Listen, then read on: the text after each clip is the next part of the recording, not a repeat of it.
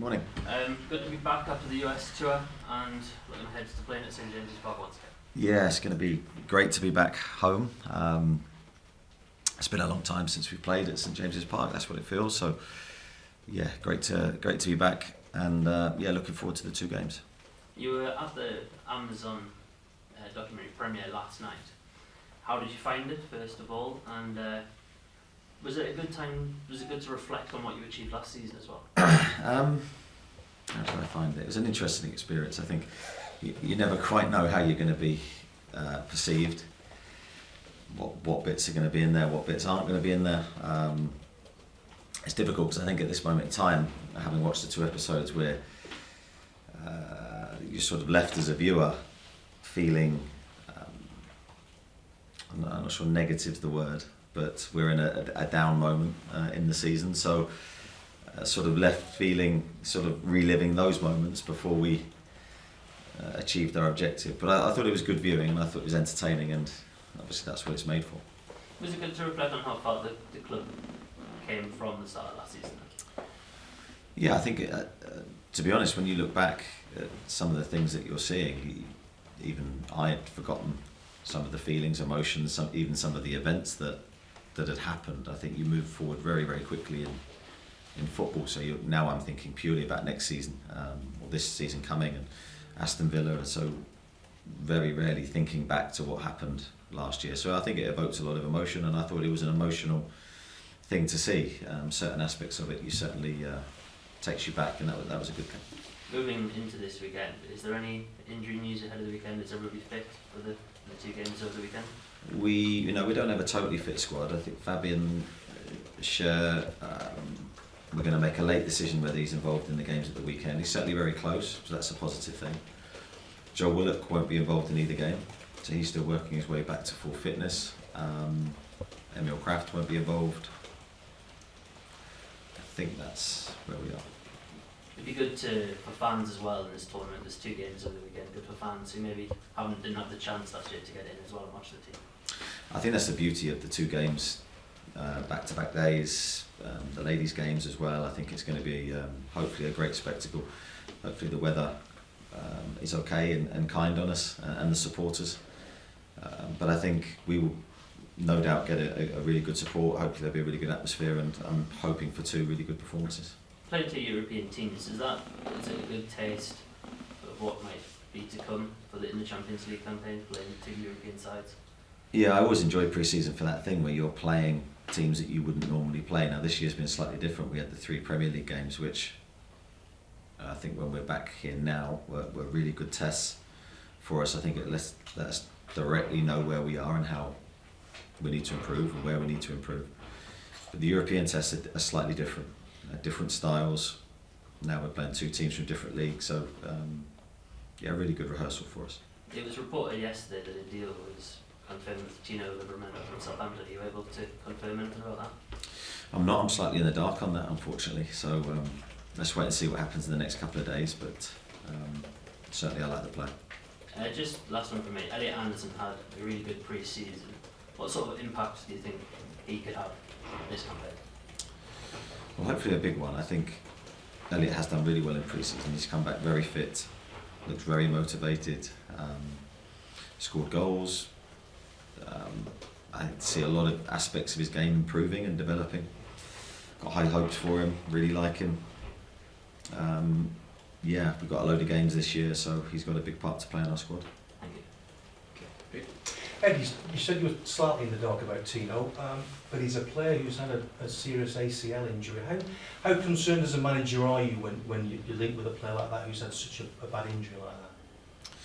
Without talking directly about Tino, just on the general subject of your question, I think that's why we do thorough medicals, and that will be down to that aspect of the football club to make sure any player that we sign is in good physical condition.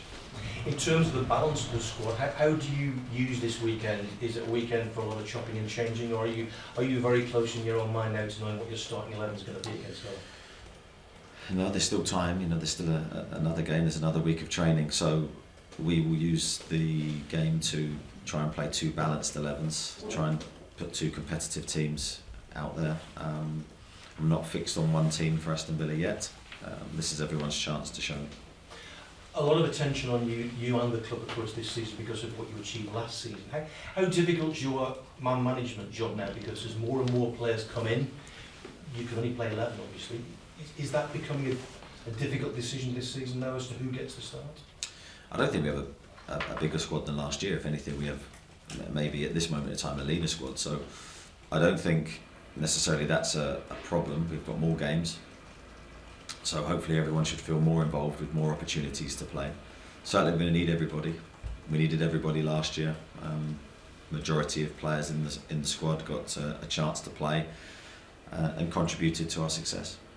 If your squad numbers are slightly concerning, and you've got Champions League football as well, are you going to have to do a little bit more shopping in the next couple of weeks? Is that a priority? No, I said leaner. I didn't say sort of a negative connotation to that. We don't want to carry a huge squad. We want everyone in the squad to feel like they have a part to play. But certainly we do have the various competitions that we're involved in, and so we need to be robust enough to deal with that challenge. Let's see what happens. I think maximum a couple of players, but let's wait and see. You'd be happy to go with what you got if need be? Yeah, I would always say that. I think we have a very good squad when everybody's fit. The problem is guaranteeing that fitness for everybody throughout the season is the problem. You can't do it. You know you're going to get injuries at some stage, so we have to have the depth to deal with those problems. And you've had the Premier last night, you've got the 2 games to come this weekend. What's the level of excitement now and anticipation? It's nearly here. Well, I'm sure with the supporter base, I think the excitement and expectation and everything that goes with the new season is huge and is really high. I think from my perspective, I'm ticking off the days. You know, it's a busy schedule at the moment. I want 2 really good performances this weekend. I want to try and come through with a clean bill of health, and then we're prepared for Aston Villa. Thank you. Andrew? We've said goodbye to Alan Saint-Maximin. How much are you going to miss him? I was actually just having a conversation yesterday with the staff, just saying that I do miss Alan, and I miss managing him and working with him. And when you're working with a player for that length of time, you build a rapport, an understanding together. And he was a player that I loved the ways to try and make his game better. So yeah, I do miss him, and I think the squad would feel the same. Conversely, 2 really exciting new signings, Tonali and Harvey Barnes. How are they settling in? Yeah, I'd say they're settling in really well. Both very different. You know, Sandro's come from Italy, and it's been a big change for him. But I think he's adapted to his surroundings really, really well. He's got good friendships within the squad already. I think the level of his play in training and games has been very high. He's a really good character. He's very calm and focused on his football, desperate to improve. So I'm seeing really good signs from him. And Harvey, slightly easier transition, but he was at Leicester a long time from a very young age, so that would have been a big thing for him to move. But excited by what he can bring. He's certainly shown already that he's a goal scorer, so yeah, really pleased with both players. Start of the Premier League season looks quite tough on paper. I mean, you know, some really big names coming up, difficult, challenging teams to play. So, is it better to get those tough games out of the way early doors? I'll tell you after. It's difficult to predict. They're very tough games, as you say.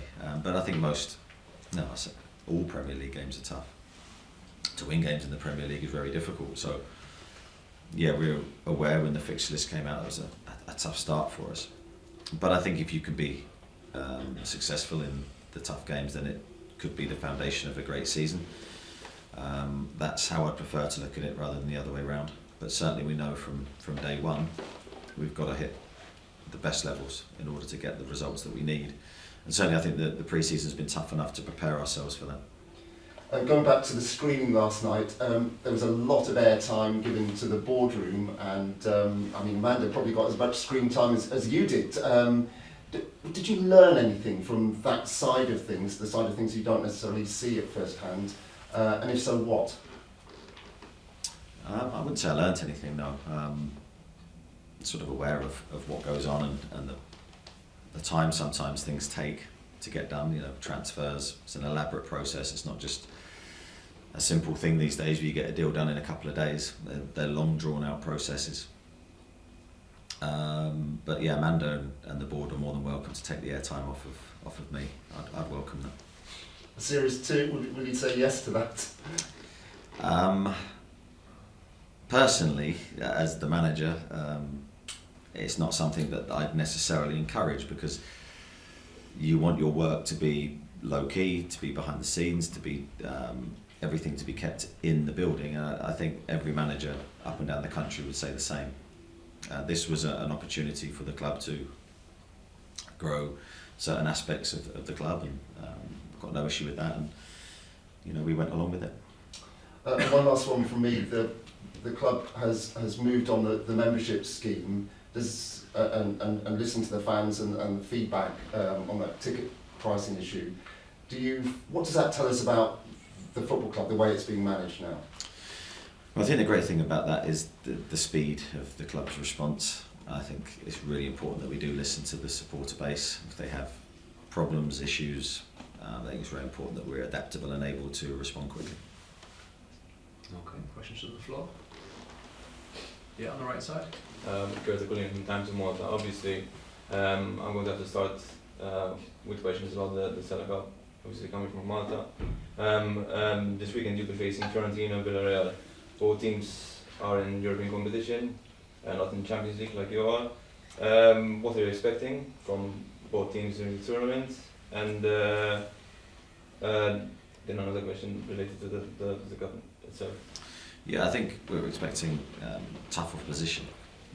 Fiorentina got to the final of the Europa League, performed really well last season. They were well placed as well in the Serie A, so we know good teams, and I think that's what we wanted in both games. We wanted tough examinations. If you look at our pre-season fixtures, they're probably as hard as you can get, with the purpose of preparing ourselves for the tough start that we have. So looking forward to both games, and I know there'll be slightly different styles, but I think that the general theme of play will be quite similar. You're just returning from the US. Many pre-season tournaments are moving from Europe to the US and Asia and all these faraway countries. How important do you think it is to have such pre-season tournaments back here in Europe, close to the fans, close to Europe, and close to the Premier League as well? I think ideally you have a mixture. So we were more than happy to go to America and be part of the summer series. We enjoyed our experience. Again, to see the support Newcastle had out in America, from whether that's Newcastle people travelling or Americans adopting us as their club, it was great to experience and see. Certainly a lot of passion for football there now, and I think that's growing, and it's great to help that growth. But it's also important we're here for our own supporters and people that can't travel as far, so I think this would be a really good 2 days. Okay. Jordan? Can I just ask on Sean Longstaff, obviously back involved this weekend? We hope he'll be involved, yeah. Yeah. Just one on player that has been involved in pre-season, Gareth Cole. What's the latest with him? Yeah, I met with him yesterday and had a really good chat. Believe he'll be going on loan on Friday. And then there's 3 other players as well: Ryan Fraser, Jeff Henry, Isaac Hayden, and Close are finding new clubs to them. Obviously, I know you told them that the unfortunate future. Yeah, I'm not aware of any updates on those 3 players. Okay, nice. Ian? Hey, Eddie. Hi. Last season you mentioned that one of your sort of medium-term goals was to lower the age profile overall of the squad, and you've addressed that this year. And yet, some of your most influential players, if not your most influential, is Kieran, who's 32, probably playing the best football of his career. How long can you see someone like him going on? I think it's very much dependent on the individual. I don't think you should use sort of the age as the barrier, because I think every player is different. They've got a different history, injury history, etc. So I think Kieran at the moment, as you say, looks in great form. He looks really fit, motivated. He had a good summer. Went away and played with his country and stayed fit that way. So we're hoping for another great season for him. Physically, last year he was excellent. He played near enough every game and never really looked fatigued from my perspective. So he's a huge player for us. There's a general feeling, I mean, it was on the documentary last night, he's arguably the most influential player in the squad. Can you see a day when Newcastle don't have Kieran Trippier on? Well, I certainly don't want to think of that at this moment in time. That will come, as it does to all of us. But at the moment, he's a leader of the group. He sets the tone and example in terms of how to train and the attitude that the players need to deliver to be successful. And crucially for us, I think he's got the experience of big competitions, big games, which certainly is going to be important for us this year. And you look at Kyle Walker, who's older than him and still playing at very high as well. I think with Kieran, he's always, his first sort of main strength has always been his technical ability. Even when I first managed him at Burnley, his technical delivery of whether it's crossing, passing, has always been at the highest level. So I think when you're not necessarily reliant on one outstanding attribute, whether if that's related to your physicality, I think you can play longer, and I think Kieran certainly falls into that bracket. Exactly. Great. And does it say much that supporters are probably going there this weekend just as excited to see Louis Miley and Alec Anderson as they are Sandro Tonali and Harvey Barnes?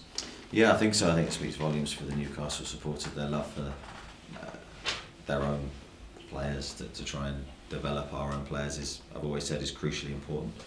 It's great to see such two highly talented players that have come through the academy. Both players very technical, which is a tribute to obviously the players themselves, but the players that have coached them through the years here. Got great attitudes. So really they epitomise everything that we want to deliver, and hopefully there's a few more to come through. Is Louis Miley someone who could even start games at some point this season? Yeah, I'm reluctant to put too much pressure on him and to build him up more than probably you guys already will, and I think it's my job to protect him, so possibly, but I don't necessarily see that as an expectation for me to deliver. And Elliot obviously is closer to a start. I mean, he's someone who could actually put himself in the frame for next Saturday, I suppose. Yeah, I mean, he's very much knocking on the door. I think Elliot's journey's been interesting. I think the loan spell to Bristol Rovers certainly helped him, maybe not so much from he was a very good player then when he went, but more from a confidence level and believing. Sometimes you need evidence to believe how good you are. And I think coming back last season, he had a few niggly injuries, which was really frustrating, sort of hampered his progress. But this year he looks stronger, and he certainly looks ready to contribute regularly for us. Lee? But he just, on last night, I got the feeling the crowd, everyone was like sky high, just with the way where the club is, and that's great. How do you did you feel that firstly, and how do you kind of manage that going into the season with the expectations? Well, you certainly don't want to dampen. It's not my role to dampen excitement or to try and kill enthusiasm. I want to grow that. I think the only thing from my perspective is when the players enter the pitch, you want them to enter a pitch where the atmosphere is conducive to them to give their best. And I know the supporters will give the players that environment. Then results dictate then the feeling throughout the season, and I think it's our job to try and keep that excitement and enthusiasm for what is going to be a memorable season, going into back into the Champions League and the competitions we're involved in. But it's just important the expectations don't hurt the players' ability to perform. Yeah, and just on Bruno, obviously we spoke about him last week. Do you feel the club are fully protected with Bruno? I mean, he's got 3 years left, I think. But if a sort of late big gun comes in the window, do you feel the club are in a place to say you can't leave here? I don't think Bruno wants to leave. I feel we're protected enough with the most important person in this is Bruno. Yeah. And I think Bruno sees this season as a huge opportunity for him to play on the best stage that you can, and to try and help Newcastle grow. So I think that's the most important thing, not necessarily if a club comes in. It's where the player feels his home is, and I think he feels his home is Newcastle. Yeah, I'm more thinking kind of the entourage he's got around him, like Real Madrid have been linked in the past, and I'm just fearful of that possibly being Well, I don't want you fearful of anything. I think I try and put you at ease. You can never tell what's going to happen in football. I can't sit here and say clubs will be interested in Bruno, because for me he's an outstanding player. But I see a player that's very committed to this football club. Just finally, can I just clarify what you said before? Is it Tino plus another one, or is it Tino plus 2? I never mentioned Tino. That was question brought to me, but ideally I'd love to bring in 2 players, but let's wait and see. There's no guarantee. Dominic?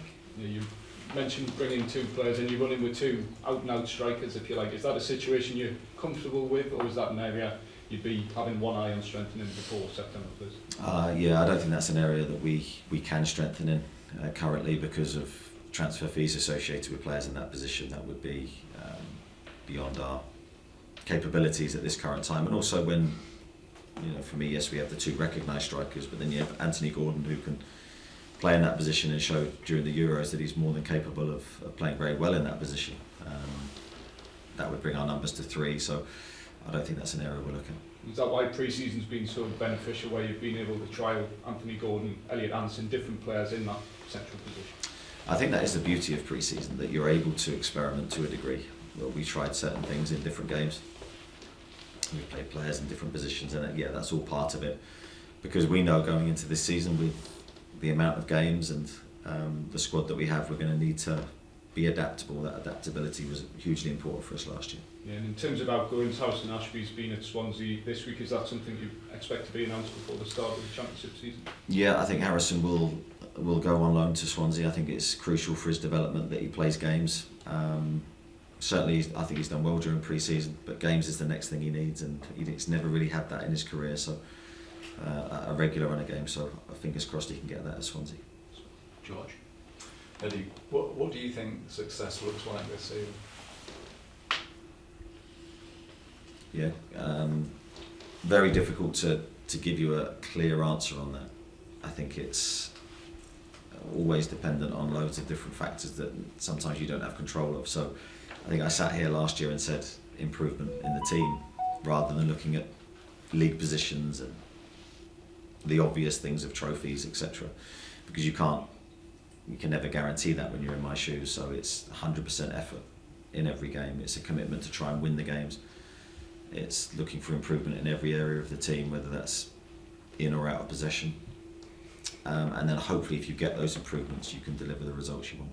And I know you talked earlier about not wanting to be negative or anything like that, but do you think this season will be more difficult, more challenging than last season? Yeah, I do, because I think we're coming from a place where to a degree, we have a target on our back now with a lot of the other teams in the division. I think we're more well known in terms of our strengths, so I think we have to be better in every area. The expectations have risen around us, so we have lots of new challenges to face and deal with. But I'm confident enough to think that we can navigate our way through that. I believe in the squad we have, the players we have. I believe in our style of play, and I'm confident that we can deliver a successful season. Okay, any more questions? Yeah, at the back. Hi, it's Andrea Aquilina from Malta's National Television. Taking you back to the new players, how important you think it will be for them to experience St James's Park and its atmosphere this weekend, just a week away from the start of the Premier League? Yeah, I think it's vitally important, and I'm sure the 2 new players, as you say, are really excited about playing in front of the Newcastle supporters. I think that is when you're looking at selling points for us to give to players to try and entice them to come. St James's Park is probably number 1. The environment, the support, the noise. It's for me, there's no comparable ground in England. So they're going to get their first taste. Hopefully it's a good experience for both players, and that whets their appetite for what's ahead.